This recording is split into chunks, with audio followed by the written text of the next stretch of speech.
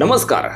पुणे महानगरपालिका निवडणुकीच्या रणधुमाळीत महायुतीमधील मित्रपक्ष एकमेकांसमोर दंड थोपटून उभे टाकले असतानाच उमेदवारी वाटपावरून नवा वाद उफाळून आलाय. उपमुख्यमंत्री अजित पवार यांच्या राष्ट्रवादी काँग्रेसने गुन्हेगारी पार्श्वभूमी असलेल्यांच्या कुटुंबियांना मैदानात उतरवल्याने टीकेची झोड उठली आहे. मात्र या वादावर स्पष्टीकरण देताना अजित पवारांनी या उमेदवारांची जबाबदारी आपल्या पक्षावर नसून ती मित्रपक्षाची असल्याचं सांगत या वादातून अंग काढून घेण्याचा प्रयत्न केला आहे. राष्ट्रवादी काँग्रेसने पुणे महापालिकेत कुख्यात गुंड बंडू आंदेकर यांच्या कुटुंबातील 2 सदस्यांना आणि गजा मारणे यांच्या पत्नीला उमेदवारी दिल्याचं समोर आलंय. एकीकडे पोलीस प्रशासनाला गुन्हेगारी मोडीत काढण्याचा आदेश देणारे राज्याचे उपमुख्यमंत्री, दुसरीकडे मात्र गुन्हेगारी टोळ्यांशी संबंधित व्यक्तींना राजकीय प्रतिष्ठा देत असल्याची टीका सर्वच स्तरातून होत आहे. या गंभीर आरोपांवर अखेर अजित पवार यांनी माध्यमांसमोर येत आपली बाजू मांडली आहे.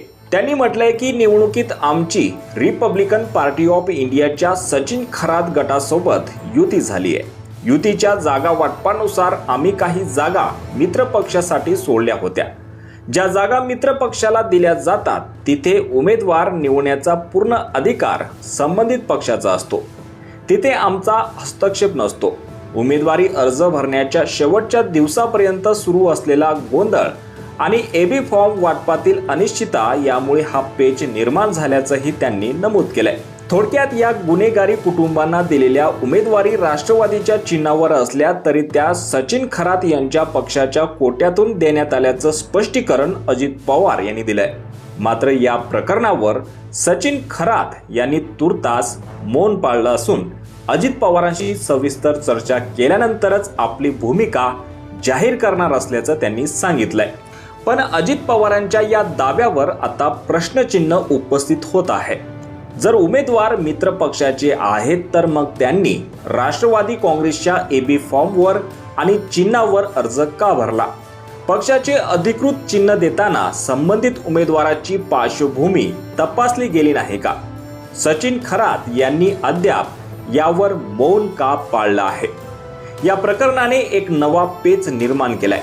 एकीकडे क्लीन इमेजचा दावा करणारे अजित पवार गुन्हेगारी पार्श्वभूमीच्या उमेदवारांचे खापर मित्रपक्षावर फोडून आपली सुटका करून घेऊ पाहत आहेत का, असा सवाल आता विरोधक विचारत आहेत.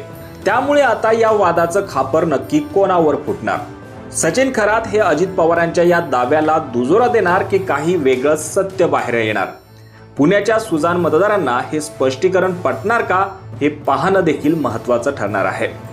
याबाबत तुम्हाला काय वाटतं? तुमची प्रतिक्रिया कॉमेंट सेक्शनमध्ये नक्की कळवा. धन्यवाद.